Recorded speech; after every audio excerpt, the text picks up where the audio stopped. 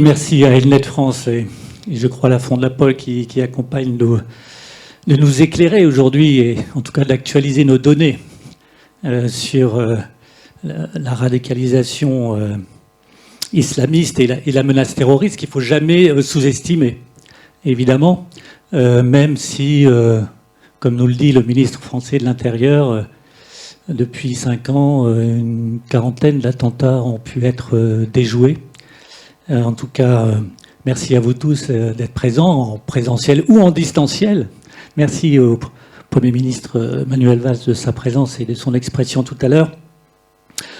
Sachant que nous sommes tous préoccupés aujourd'hui par une guerre sans précédent depuis la Deuxième Guerre mondiale sur le territoire européen, qui est la guerre en Ukraine, lancée par un régime qui a bousculé toutes les règles internationales et humanitaires, et qui fait bombarder aujourd'hui, en ce moment, des villes.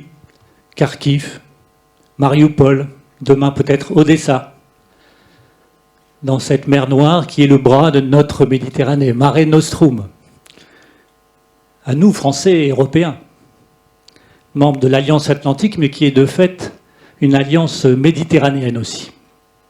Alors, pour en parler, le thème de ce moment avec Gilles Kepel, c'est des bouleversements en Méditerranée au séparatisme islamiste. Et je tiens à remercier Gilles de ta présence ici, l'un des plus fins analystes de l'islamisme, de ses ramifications, de ses implantations, et je pense qu'on peut le remercier en l'applaudissant. Merci Gilles. Que je ne vais pas présenter, tout le monde le connaît, sachant que les banlieues de l'islam, première édition, 1987, phénoménale anticipation du problème qui a malheureusement éclaté aux yeux de l'opinion publique des années plus tard. Et le dernier livre, Le prophète et la pandémie, 2021, aux éditions Gallimard. Alors une question, Gilles Kepel, on en a parlé, mais partons de cet événement majeur qui est celui de la guerre en Ukraine.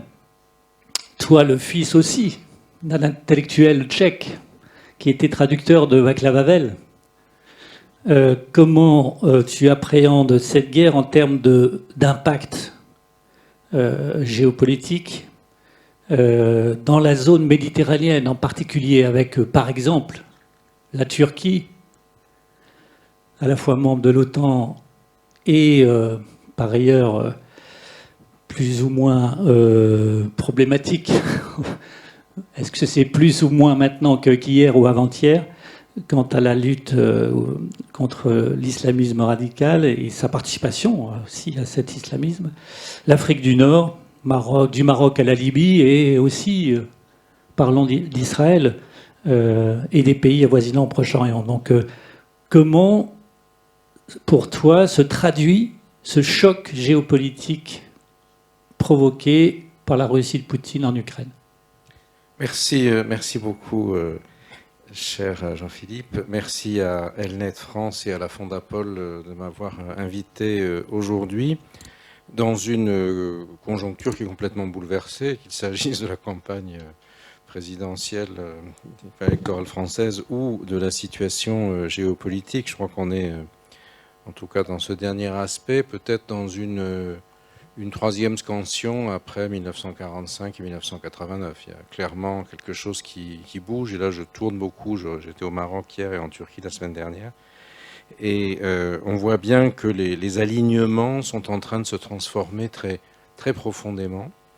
Et que, vu les crises qui menacent, les facteurs d'équilibre sont en train de vaciller dans un certain nombre d'endroits et la question c'est de savoir aussi dans quelle mesure les mutations du djihadisme contemporain vont pouvoir en profiter ou ne pas en profiter. Tout à l'heure, dans la table ronde précédente, on parlait des drones et des armes de ce type. On a vu quelle utilisation ont réussi à en faire les Houthis, en particulier contre l'Arabie Saoudite.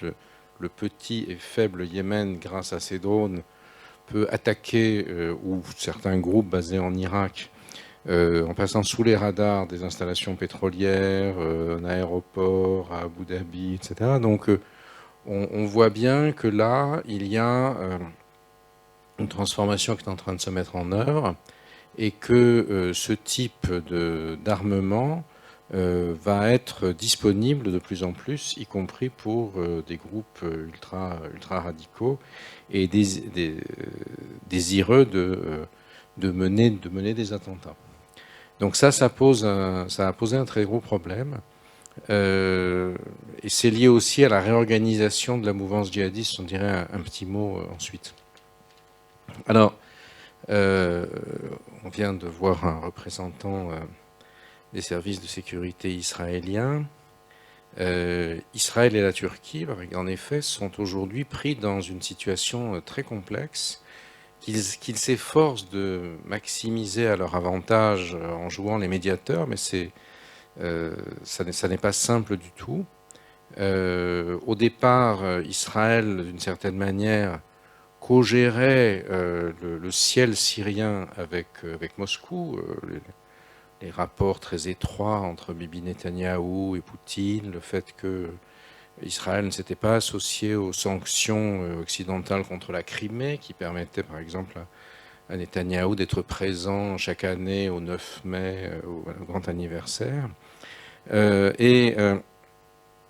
Or, en fait, l'Ukraine est un pays aussi où il y a plusieurs centaines de milliers de juifs, l'un des rares pays de cette dimension qui a un président de confession juive, même si lui-même n'en fait pas particulièrement État, si j'ose dire, mais et puis aussi un pays dans lequel, évidemment, les mouvements chassidiques sont toujours ont connu un grand regain, ce qui pose un problème de positionnement assez complexe. Même si Israël a voté la condamnation aux Nations Unies. Oui, bien sûr, mais ça n'empêche pas qu'il faut continuer à co-gérer la Syrie. Et la co-gestion de la Syrie est aussi compliquée parce que, en fonction de ce qui va se produire dans l'allocation des ressources militaires, de renseignement, etc., russes par rapport à l'Ukraine, est-ce que les Russes vont continuer à être présents de la même manière à Idlib, dans le nord-ouest syrien? Quelque chose qui nous pose problème, puisque la région du nord-ouest syrien est pleine de djihadistes français. Il n'y a pas que, bien sûr, mais il y en a un certain nombre qui sont là, qui communiquent par web et autres avec des gens qui sont en France, qui sont très actifs dans la djihadosphère, dans ce que j'appelais par ailleurs le djihadisme d'atmosphère, qui produit beaucoup de contenu. Et puis, est-ce que, de ce fait-là, un moindre soutien, disons, aux Kurdes du pays grec D, qui sont les gardiens des camps dans lesquels sont enfermés un certain nombre de djihadistes locaux et étrangers dans le nord-est syrien, va se traduire, comme on a vu ces dernières semaines, par des évasions qui peuvent passer à travers la Turquie et faire revenir un certain nombre de gens en France, par exemple. Donc on n'y pense pas spontanément, mais là, il y a des enjeux qui ne sont pas complètement négligeables. Sachant que pour parler de la Syrie toujours, un des impacts peut-être à moyen ou long terme, si tenté que la Russie de Poutine soit mise en difficulté au point de perdre cette guerre, ce qui n'est pas évidemment assuré. On n'en est pas encore là, mais oui. Mais dans ce scénario-là, qui n'est pas le plus probable, mais qu'il ne faut pas totalement exclure, l'affaiblissement de la Syrie devient aussi peut-être oui, bien sûr. Enfin, un sujet. Il y a, oui, l'affaiblissement de la Syrie et éventuellement, dans ce cas-là, la prolifération de groupes djihadistes ou de groupes, disons, pro-turcs. Donc tout ça ce sont des scénarios qui sont en train d'être changés, enfin dont on peut en tout cas interroger la survenue en fonction de l'évolution de la conflictualité entre l'Ukraine et la Syrie et de l'évolution du rapport de force. Il y a un autre facteur aussi qui est très préoccupant à moyen terme, c'est que, comme chacun le sait, l'Ukraine était le grenier à blé de la planète. Ça ne va plus être le cas. Les exportations de blé se sont effondrées.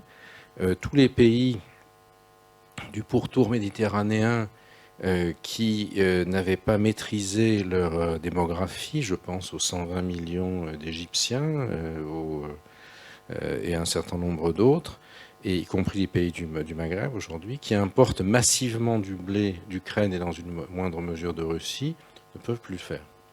Donc il faut probablement anticiper un certain nombre de mouvements de revendications violentes qui évidemment sont un terrain dans lequel la mouvance islamiste en général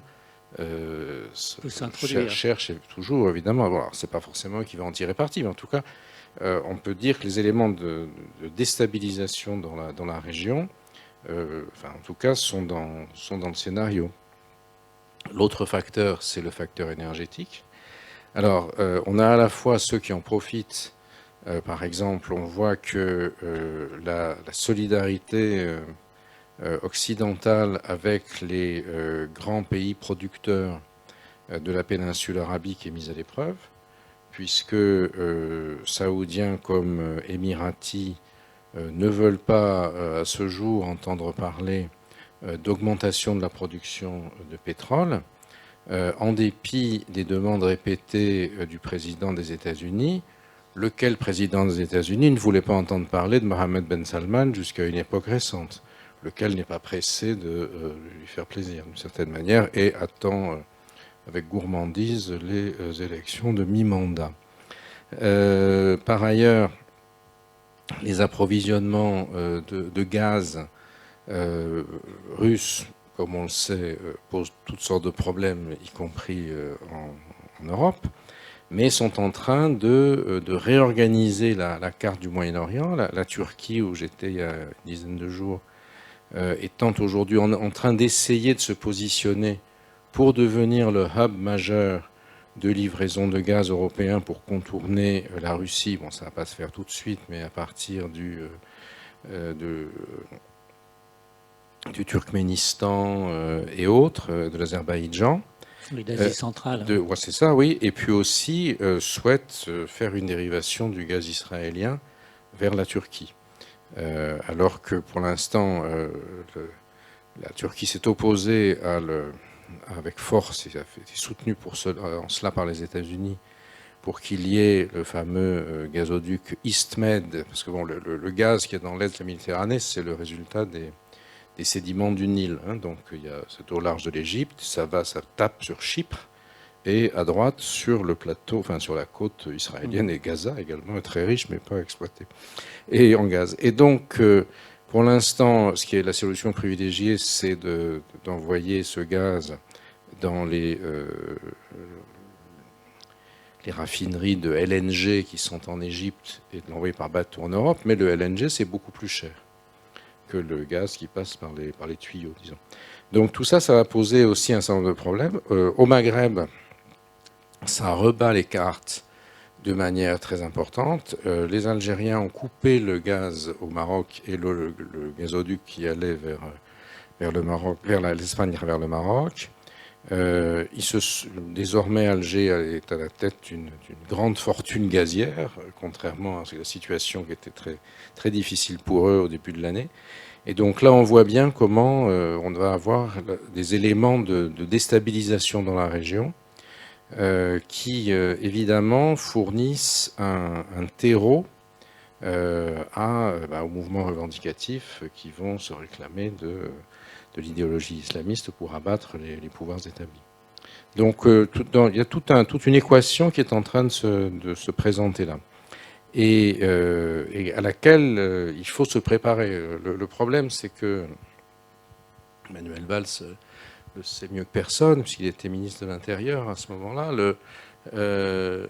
On a été surpris, par exemple, lorsque s'est produit l'attentat, enfin l'attaque à Charlie Hebdo et à l'Hypercacher, probablement parce qu'on n'avait pas été capable d'analyser comme il le fallait Montauban et Toulouse, auxquels je crois que vous avez consacré un autre événement la semaine dernière. Et là, il y a eu un véritable défaut du renseignement. Le patron du renseignement français de l'époque avait considéré que Marat était un loup solitaire. C'était tout faux. Il était complètement intégré dans des réseaux, mais qui étaient d'une nature différente des réseaux précédents. Aujourd'hui, vous l'avez rappelé tout à l'heure, disons la létalité du terrorisme djihadiste s'est considérablement diminué en France depuis la chute de Barouz, disons, depuis 2019, même un petit peu avant, avec simplement un épisode particulièrement périlleux à l'automne 2020, où on a vu une montée en puissance de la mobilisation accompagnée par un certain nombre de pays étrangers, Erdogan au premier chef, d'autres aussi, au Pakistan, en Égypte, etc., qui a produit ce phénomène dit de djihadisme d'atmosphère, c'est-à-dire un djihadisme qui ne s'appuyait pas sur des organisations, qu'elles soient pyramidales comme Al-Qaïda ou réticulaires comme Daesh, mais qui envahissait la toile en désignant des cibles et ensuite des individus s'emparaient de ces cibles et passaient à l'acte. Ça a été le cas le plus emblématique, et Samuel Paty et l'autre. Mais donc cet islamisme d'atmosphère, c'est votre terme et votre concept, n'est pas moins dangereux, il est organisé différemment, il se diffuse. Oui, djihadisme en fait, oui. Oui, c'est bien le problème, c'est dans quelle mesure est-ce que le bouleversement des lignes qui est induit en ce moment dans la région, et y compris en Europe, par les effets indirects ou directs de la guerre en Ukraine, dans quelle mesure est-ce que ça crée des opportunités pour favoriser l'émergence de la nouvelle phase? C'est pour ça que je reviens sur ce qu'a dit le... Les favoriser ou les défavoriser? Quelle est votre thèse sur la Turquie? Est-ce que les événements et donc le rapprochement, j'allais dire, mécanique de la lutte commune de l'Alliance Atlantique en Ukraine favorise finalement un rapprochement avec l'Occident et donc minimise ce qui peut se diffuser à partir de la Turquie, ou au contraire est neutre ou peut s'aggraver sans qu'on le voit? Bon, vous savez, autrefois, l'un des premiers ministres islamistes en Turquie, M. Davutoglu, était connu pour cette formule sur laquelle il fallait que la Turquie ait 0 ennemi. Erdogan a plutôt été 0 ami ensuite. Alors là, je suis été la semaine dernière. Là, au contraire, c'est une volonté aussi, parce qu'il y a une échéance électorale, et Erdogan aussi veut bénéficier, si j'ose dire, d'un effet drapeau, comme on dit ici, face à une opposition qui a aujourd'hui le vent en poupe, parce qu'il y a une crise économique en Turquie absolument gigantesque, un renchérissement énorme des importations, etc. Donc il s'efforce de jouer un rôle médiateur indispensable, si vous voulez, dans la crise, pour essayer d'en limiter les effets. Mais ça, c'est une chose, mais en même temps, il ne va pas se départir de la capacité qu'il a de mobiliser des mouvements islamistes derrière lui, si vous voulez. Pour l'instant, on est dans l'autre chose, mais il a une attitude très, très plastique en fonction de ses intérêts, si vous voulez. Et des circonstances. Et on l'a vu en 2020, il a saisi une opportunité. Donc, je crois que, si vous voulez, tous les éléments de déstabilisation du système régional sont propices à l'émergence d'acteurs difficilement contrôlables. Et comme ça a été dit tout à l'heure par le représentant du renseignement israélien, l'émergence de ces armes nouvelles, si vous voulez, le lien entre le monde du drone, qui n'est pas que les drones, et le monde de la toile, crée un type de menace tout à fait nouveau, qui va permettre à un drone peut être utilisé par des individus qui ne sont pas dans des organisations. Plus ils seront miniaturisés, moins ils seront chers, et plus on peut... L'armement à taille humaine devient oui, d'une certaine manière, oui. Et ça pose un très très gros problème d'anticipation. J'ai une question sur le qui a été évoqué dans une table ronde précédente, le Mali, avec, on a entendu différentes thèses qui pouvaient être critiques, voire très critiques sur le rôle de la France, en oubliant parfois quand même les efforts faits par notre pays et payés par nos soldats pour endiguer ce qui était possible d'endiguer en termes d'islamisme armé. Mais parenthèse fermée, le groupe Wagner, on voit bien, non pas essaye, mais a déstabilisé un certain nombre de zones africaines.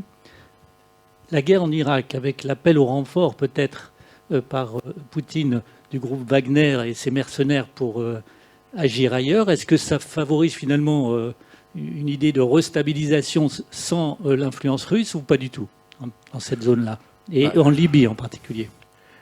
Alors, pour le Sahel, bon, on en est à 3 pays dans lesquels Wagner est présent, et j'en parlais au Maroc hier, justement, avec mes interlocuteurs. Ce qui est en train de rebattre les cartes, effectivement. Et